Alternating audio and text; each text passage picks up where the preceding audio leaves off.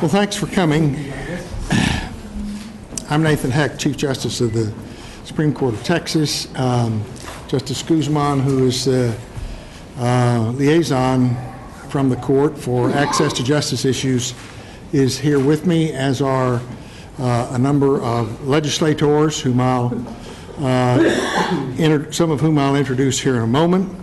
But we're very grateful for you being here as we lay out for you the initiatives that are underway here today and throughout the session to support access to justice. From the Access to Justice Commission, the Chair Harry Reasoner is here, the Legislative Chair Harriet Myers, the Executive Director Trish McAllister, from the Foundation, Dick Tate is here, the Chair, and the Executive Director Betty Balliet-Torres. And then, as I say, many other supporters who I'll call on here in a moment. From its founding as a republic, Texas has always emphasized the importance of access to the courts. Today, it can be a life-changing situation for spouses and children victimized by domestic violence. As I said in my remarks a little earlier this morning, for veterans wrongly denied promised benefits and who need legal services, families who've paid their bills, in all sorts of situations, Texans have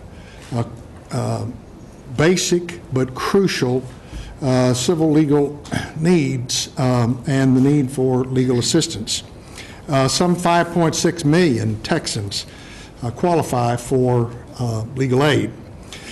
Even with funding from the legislature, funding from the Congress, and the enormous number, millions of pro bono hours that lawyers donate every year to represent the poor, still we think 4 out of 5 do not have access to these basic services.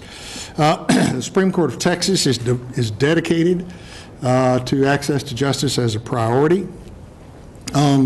It's humanitarian for the people who need the services. It's good for the economy. It gets some people back on their feet as producing members of society.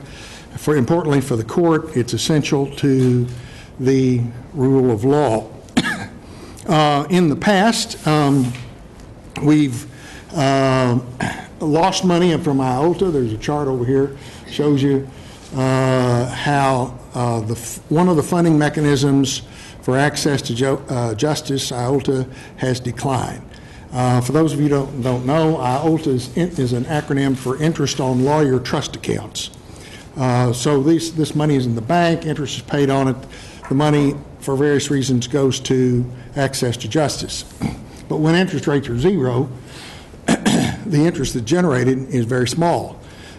So we've Access to Justice estimates it's lost $99 million plus from the hard times since interest rates have gone to zero. So we've had some legislation. The Chief Justice Jack Pope Act authorizes the Attorney General to transfer Deceptive Trade Practice Act civil penalties to access to justice. Last session we raised the minimum. We increased the coverage of that act.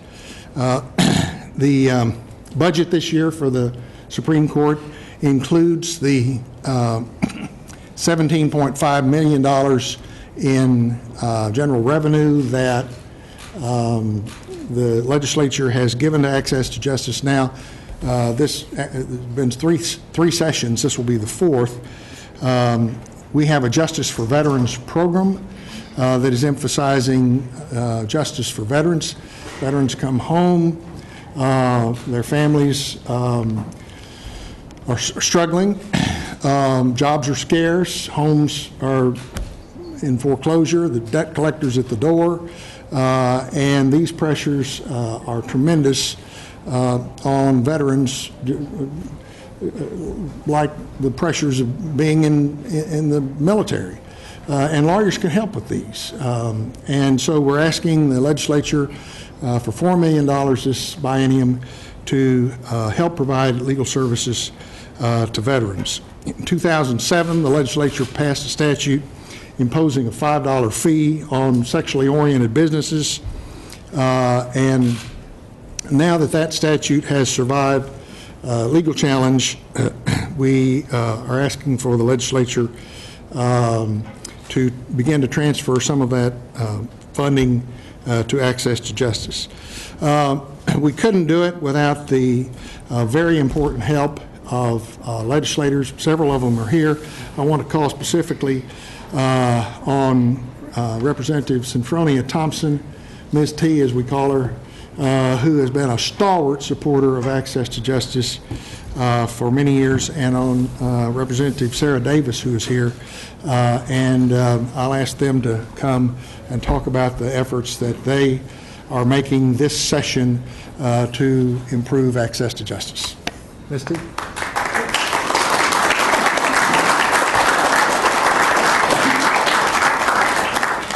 I'm Synfronia Thompson from District 141.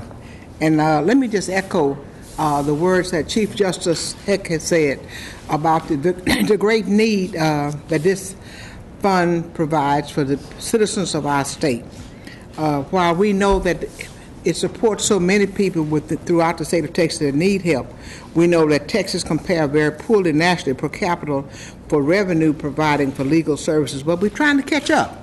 We're trying to do better because we recognize that those persons who put their life on the line for the safety of all of us, our veterans, need our help. So do the people who are victims of domestic violence and people who have other areas of civil matters in which they need help from, particularly in the area of foreclosure as well. I want to say that we want to do more. We want to do more because we want to help our citizens. And when we help our citizens do better, Texas does better. When we help our citizens, families do better. And we know that by helping in this particular area, we're helping to alleviate a lot of the problems, and we're keeping the doors of the courthouse open for those persons who actually need to have access to justice, but who do not have the money to provide for justice representation for themselves. For their loved ones. I am so proud today to be joined by some of my colleagues here today who are supporting this very important piece of legislation. I'm equally as proud and honored that Chief Justice Jack Potter allowed us to use this name to name this act. The legal aid, as you know, provides significant help to women and children and the disabled, which is very, very critical within our society. And House Bill 1079 is needed to help to address the critical funding for the shortfall to legal aid. Please allow me to bring up my colleague Sarah Davis, who's on the Appropriations Committee, and who I know has a very sympathetic ear to the funding aspect of this, as she sits on that very important committee to address the issues that are impacting our most needed people for legal services within our state.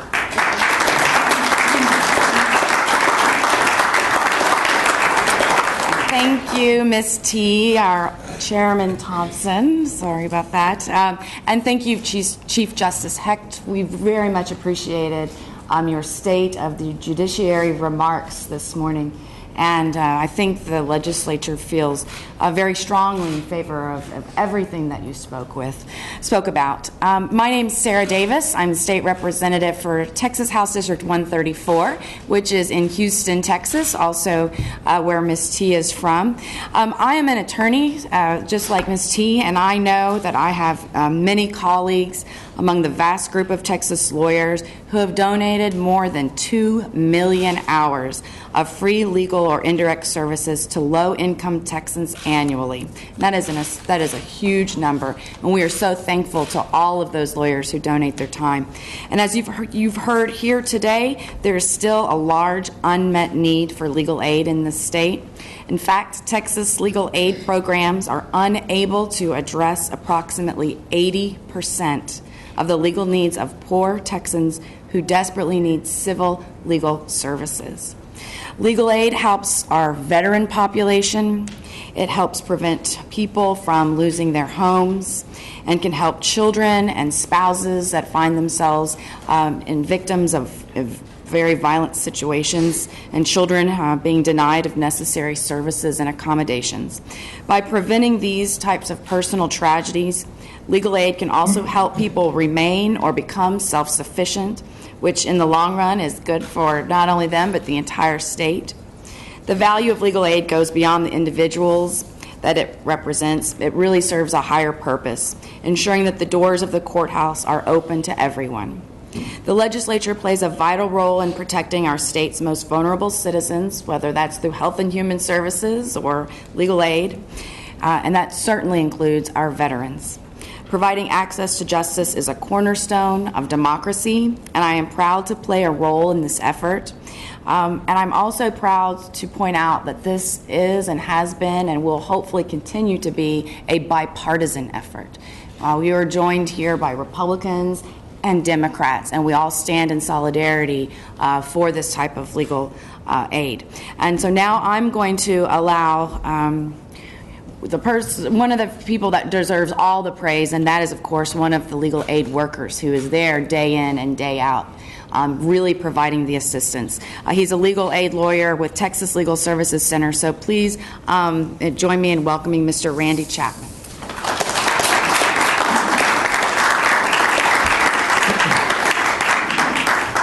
And before Randy speaks, I couldn't see who was behind me, but two of them were Roberto Alonso, who is here from Dallas, a state representative from Dallas, and a new state representative from Dallas, Morgan Meyer.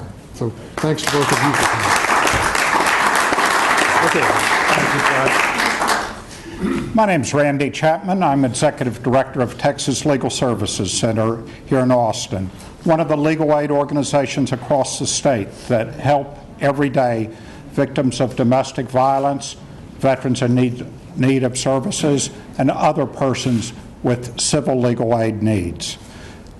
Approximately 3 years ago, we started the Veterans Legal Assistance Program to provide firsthand help to veterans in need of legal assistance.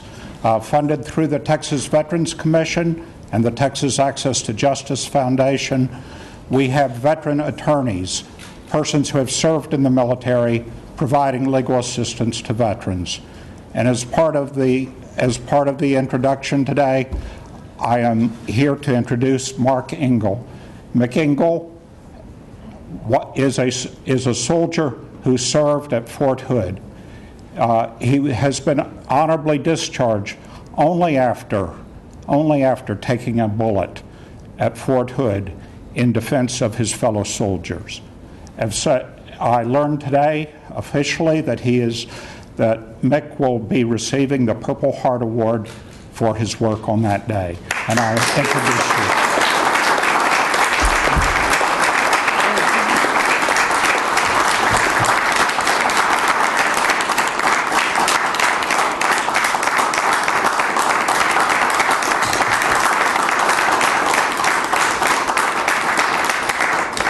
Hi, how you doing today?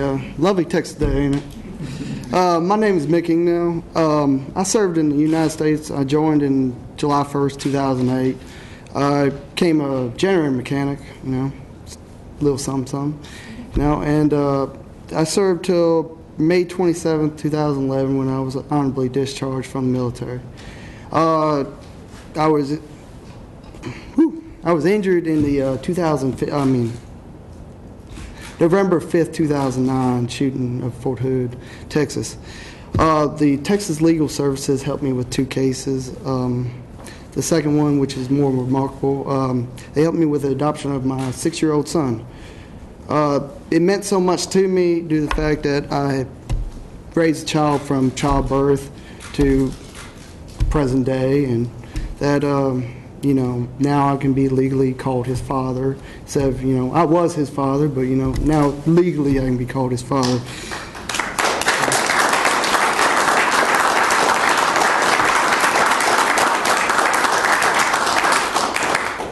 Sorry, I'm bad at speeches, I'm sorry.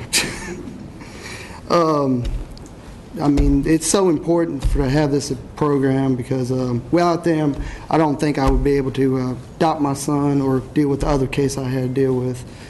And it's so very important.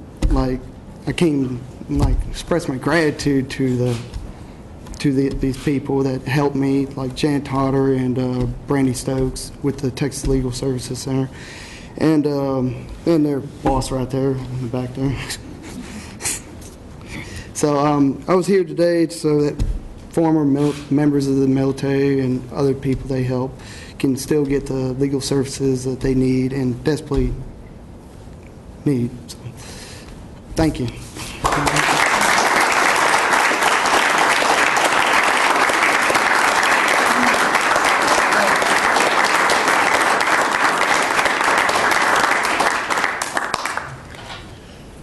Thank you for your service and for, we're grateful we have been able to help. This is what legal aid providers do. This is what the money goes for. This is the kind of need that is there, and this is what we want to address. Also, Representative Sheets has come in, and we appreciate his support of our bills as well. We'll take questions from the press if there are questions.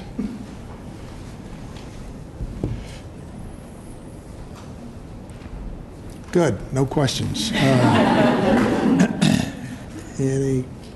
Anything we haven't covered? Well, thanks very much for coming today. The members of the Access to Justice Commission, especially of the Legislative Committee and others, will be walking the halls of the Capitol, mustering support for these important initiatives that we have mentioned to you today. We're very grateful for you being here. Thanks very much.